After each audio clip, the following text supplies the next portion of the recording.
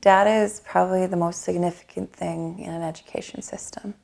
It can be used in so many different ways.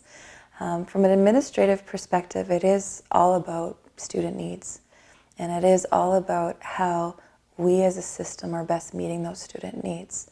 And so for me, data helps coordinate, organize, and reflect on our own practices, but it gives you the tools to meet students' needs in a timely and immediate fashion.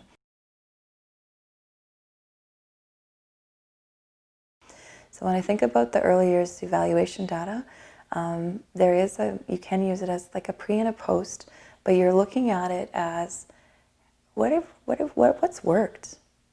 How do we keep what's working? And more importantly, how do we spread the joy of what's working? Sometimes data gets scary because you're looking at it like, oh, numbers and those kind of things. But the UIE data is very friendly in the sense that you can celebrate with your teachers.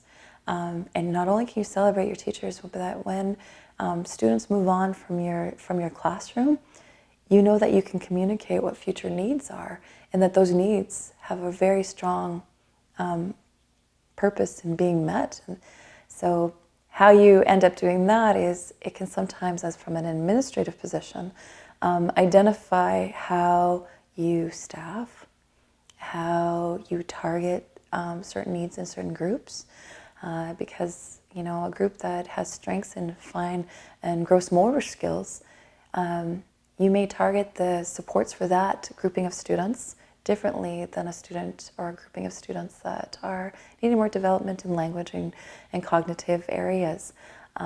It also starts to individualize the child's education experience. If you individualize the child's education experience without it becoming so complex and heavy on a teacher and on a family on what needs to take place, because you use the data to build upon strengths. Strengths build upon strengths, and families working with schools build upon those strengths as well, but it's not everything.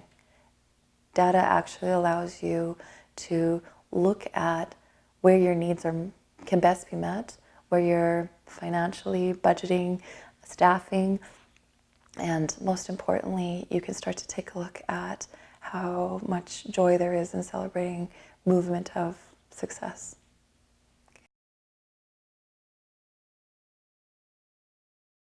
Our school data is your most powerful data, because often our school data is from your teacher's voice, from your child's voice.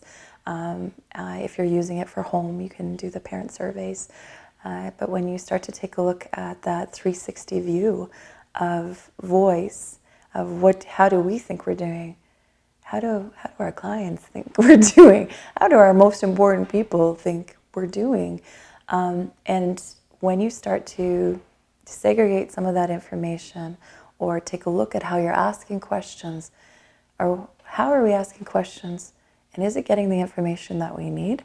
So when you take a look at the answers, you can actually break down those answers and identify how a child or a grouping, instead of it all being all the middle years and all the grade sixes, data allows you to separate and focus in on focus groups and say, okay, if everybody's saying this is wonderful, when you actually dig deeper and do a little bit of a deeper dive into it, you can identify, not everybody is.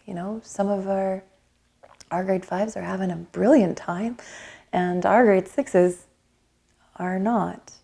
What's going on in our school, and how does that look when it comes to places of sense of belonging and feelings of anxiety? Because it starts to actually personalize that not everybody's experience in school is the same, and the culture of the grouping of students, and it helps you actually move and change the culture of your school to be the kind of school you want it to be, and not breaking down some of those assumptions, but breaking down assumptions that everything's going great. And where you can identify everything. These are the areas that are great, but these are the areas that we're going to build and develop and become stronger together.